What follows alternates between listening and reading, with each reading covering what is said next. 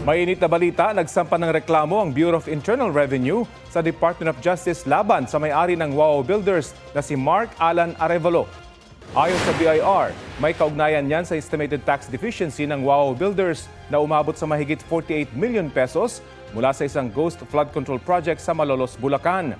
Nilabag daw ng construction company ang ilang probisyon ng National Internal Revenue Code dahil hindi nagbayad ng tamang buwis at hindi nagpasa ng tamang impormasyon tungkol sa paghahain ng income tax at VAT returns sa una at ikalawang quarters ng 2024. Abangan ang iba pang detalye maya-maya lang.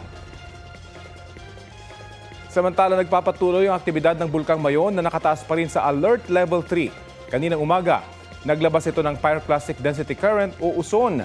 Latest sa sitwasyon sa Albay sa ulat on the spot ni Ian Cruz. Ian?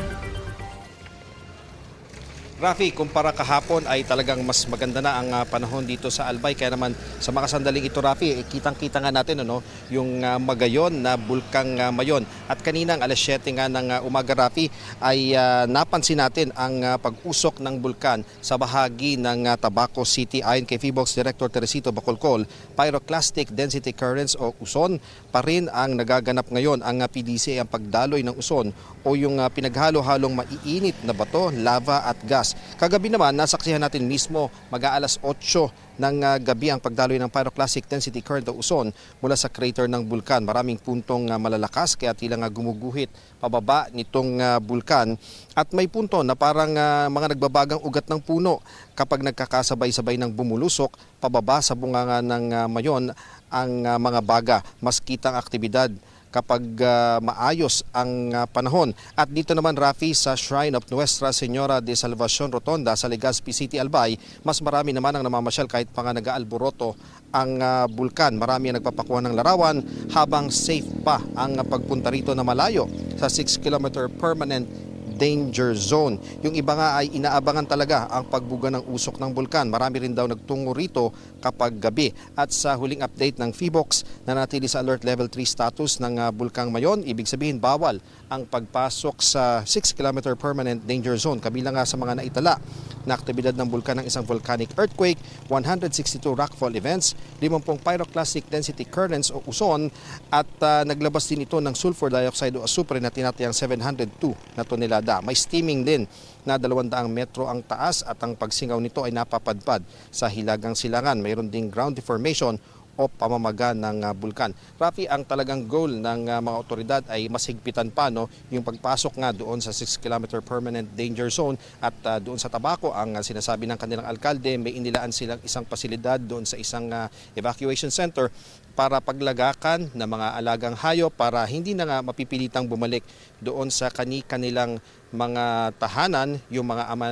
o yung mga padre de pamilya para iwas na rin sila sa peligro. Inaasahan sa araw na ito, Rafi, ay bibisita si Secretary Gatchalian ng DSWD para nga sa dagdag na ayuda para sa ating mga evacuees doon sa iba't ibang bayan at syudad na apektado ng pag-aalboroto ng Bulkang Mayon, Rafi.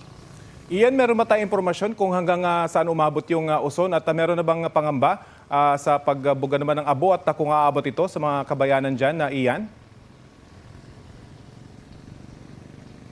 Well, Rafi, dun sa mga nakikita natin at napagtatanungan din natin ay hindi pa naman talaga ito umaabot dun sa mga area na maraming populasyon pero kasi hindi na tayo nakakapasok doon sa 6-kilometer permanent danger zone kaya hindi natin makita visually kung ano yung naaabot nito, pero so far wala namang mga reported na mga casualty or injuries kaugnay nga nitong nakita natin na aktibidad nitong bulkan mula kagabi at hanggang kaninang umaga at kanina, Rafi, mga around 9:25 AM ay may mga alert pa rin ukol nga dito sa pagdausdos ng USON mula nga doon sa bunganga nitong Bulkang Mayon, Rafi. At Ian, nabanggit mo nga maraming mga nagpapapicture dyan sa may Mayon, lalo ngayon na nakikita na itong kanyang tuktok. Marami pa rin ba yung dumadagsa dyan para magpakuha ng litrato? At ano yung warning dito ng mga otoridad, Ian? Actually, Rafi, dito sa area na to, kung makikita mo, mapapakita ni Julius, may mga tao na nagpapapicture, gumigit na pa yung iba sa kalsada. talagang sabi nga, kanya-kanya silang aura. Sa paligid nitong Salvacion Rotonda, marami ang nagpapapicture, Rafi. Ano? Ang kagandahan lang, Rafi, sa ngayon nga ay labas itong kinatatayuan natin doon sa sinasabing 6-kilometer permanent danger zone. Kaya pwede pa sila dito. Pero ang napansin din natin, maraming pulis na nakapaligid dito at nagbabantay sila. So anytime, Rafi, na itaas ang alert level, itaas ito, no, ay maaaring, sabi nga ng mga residente, baka hindi na sila makapunta dito. Kaya sinasamantala nila yung pagpunta dito. At kanina, no, ang dami nating nakita dito, yung iba taga Cam Norte, yung iba naman taga as far as Nueva Ecija pa, no, yung magkakaibigan na mga high school, mula pa nung high school ay dito raw sila nag-reunion at talagang manghang-mangha sila, no, na kahit nga nag-aalboroto, talagang napakaganda raw nitong sinasabi nga na parang perfect cone itong bulkang Mayon, Rafi. At iyan siguro sa mga nanonood na nangangamba, parang ang lapit mo kasi dyan sa bulkan. Optical effect po yan. Malayo si Ian dyan sa bulkan pero nagmumukhang malapit lang dahil sa lente at malayo talaga yung kanilang lugar dyan naman sa bunganga ng bulkan. Maraming salamat sa iyo, Ian Cruz. 2 beses naman nagbuga ng abo ang bulkang Canlaon sa nakalipas na 24 oras. Ayon sa PHIVOLCS, ang una nagtagal ng mahigit 1 oras habang mahigit 6 na oras naman ang pangalawang ash emission. Bukod sa abo, naglabas din ang bulkan ng mahigit 800 toneladang asupre o sulfur dioxide. Naitala rin ang 4 na volcanic earthquakes sa Canlaon. Nananatili sa alert level 2 ang bulkan. Bawal pasukin ang 4-kilometer radius permanent danger zone ng Canlaon.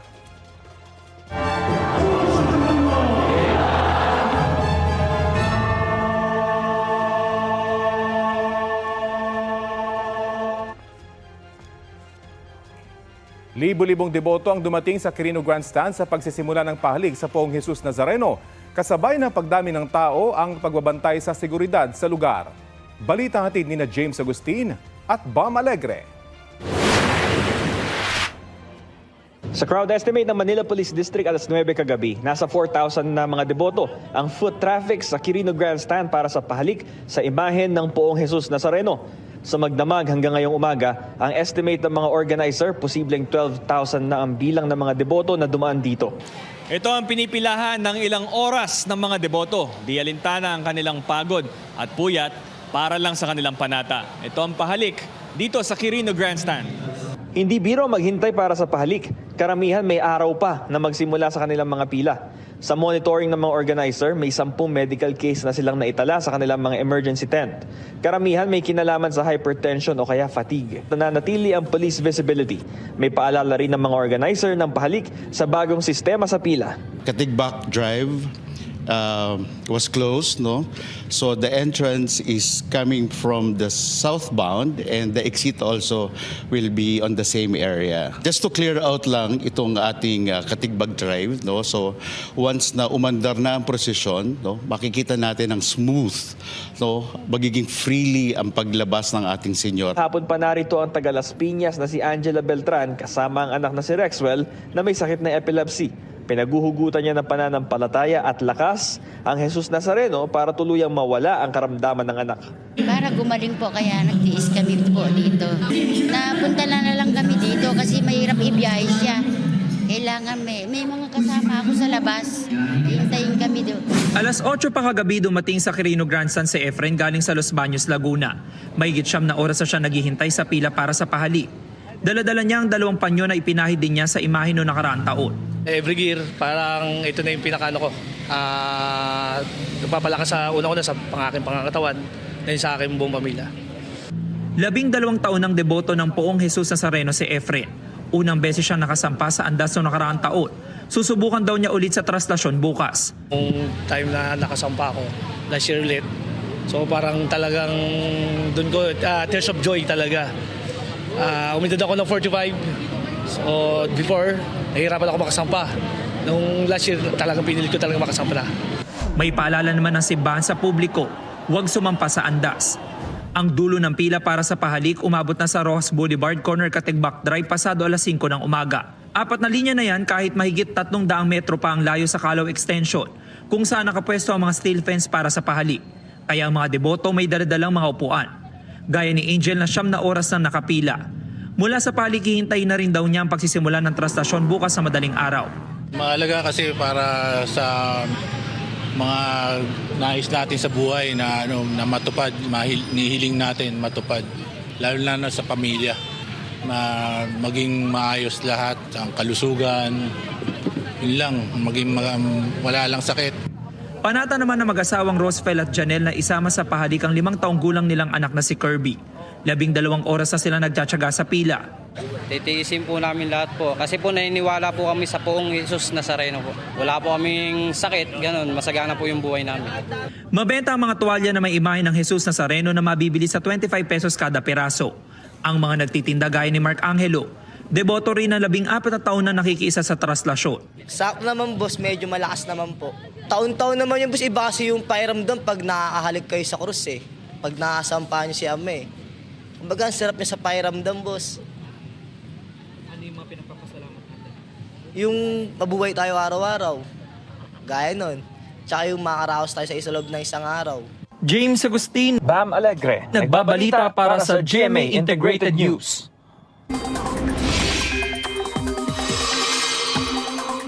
Nakataas po ngayon ang thunderstorm watch dito sa Metro Manila kasabay ng pahalik sa Poong Nazareno. Ayon sa Pag-asa, apektado rin ang Bulacan, Rizal, Laguna at Cavite. Posible ang thunderstorm sa mga nasabing lugar hanggang mamayang alas 10 ng gabi.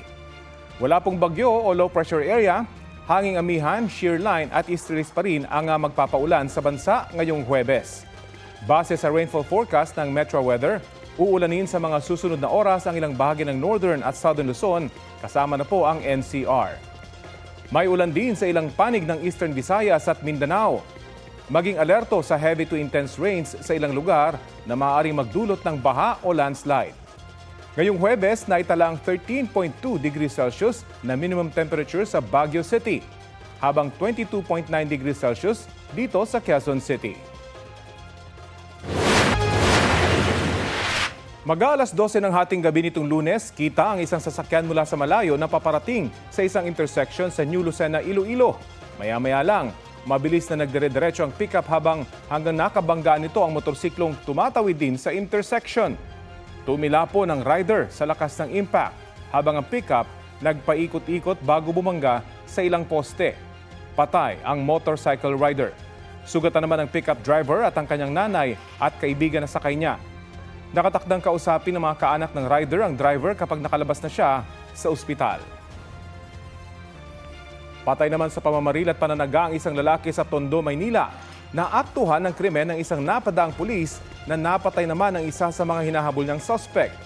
Balita hatid ni Jomar Apresto. 2 ang patay sa nangyaring gulo sa Velasquez, Tondo, Maynila pasado alas 7 kagabi. Isa sa kanila, sospek sa isang krimen na napatay ng isang pulis na napadaan lang sa lugar. Sa kuha ng CCTV, maririnig ang isang putok ng baril. Ang sumunod na tagpo, may kita na ang 2 lalaki na sina alias Eugene at Edmund na tila may pinagtutulungan. Sakto naman na dumating ang pulis na bumunot ng kanyang service firearm. Sa kuhang ito, maririnig ang 2 magkasunod na putok ng baril. Pagkatapos, may kita na ang pulis na pumunta sa gilid bago bumalik sa kanyang motorsiklo. Nabaril na pala niya sa bandang tagiliran si alias Edmund. Base sa kwento ng mga saksi sa barangay, naaktuhan ng pulis ang isa sa kanila na may hinahataw ng itak habang ang isa may hawak na baril. Nabaril muna. At the same time, pagkabaril, tsaka inundayan ng taga, nakita niyang may hawak ng baril, may hawak ng panaga, siya naman po tumugol lang sa kanyang trabaho. Mismo ngang nakabaril na pulis ang nagsugod sa pagamutan kay alias Edmund pero hindi na siya umabot ng buhay. Ang biktimang si alias Marlon na unang nabaril at nataga ni alias Edmund at Eugene, dead on arrival din. Na-recover naman sa crime scene ang itak na ginamit sa biktima. Hinahanap pa ang baril na ginamit ng 2. Sabi pa ng barangay, una nang nag-away noong isang gabi ang biktima at si alias Eugene. Inakala raw kasi ng biktima na siya ang pinagtatawanan ng grupo ng suspect habang nag-aaway sila ng dati niyang kinakasama. Yung sa pagbibigay lang po ng sustento niya sa anak niya. Akala niya po siya daw po yung pinagtatawanan. Pero hindi naman po talaga siya yung pinag-uusapan namin noon. Nagkasalubong rin daw ang 2 noong madaling araw at nagtalo dahil naman sa unahan ng pila sa tricycle. Pagdating ng gabi, dito na umano muling nagtagpo si alias Marlon at Eugene kasama ang kanyang kapatid na si alias Edmund na pinaniniwala ang bumaril sa biktima base sa investigasyon ng pulisya. May taga po siya sa batok. Tapos meron po siyang taga sa kamay.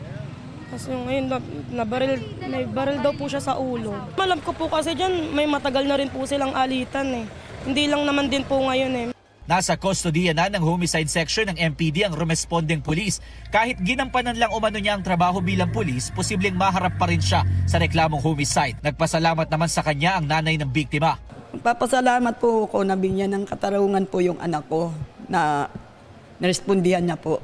Ayon naman sa mga kaanak ni alias Edmund at Eugene, mayroon din dalang itak noon ng biktima. Itinanggi ito ng kanyang live-in partner. Patuloy na hinahanap ng pulisya ang suspect na si alias Eugene. Jomer Apresto nagbabalita para sa GMA Integrated News. Ito ang GMA Regional TV News. Mainit na balita mula sa Luzon, hatid ng GMA Regional TV. Patay ang isang pulis matapos madisgrasya sa Cordon Isabela. Chris, anong nangyari? Rafi, tubilapon sa kalsada ang rider matapos siyang sumalpok sa poste. Sa kuha ng dashcam video, kita ang pagbagtas ng motorsiklo sa National Highway sa barangay Kakilangan. Maya-maya bumangga ang rider sa poste. Hindi agad nakapagpreno ang kasunod na sasakyan na maikuha ng dashcam video. Kaya nabangga ang biktima at nakaladkad ng ilang metro. Dead on arrival sa ospital ang rider. Wala pang pahayag ang kaanak ng biktima, maging ang driver ng kasunod niyang sasakyan.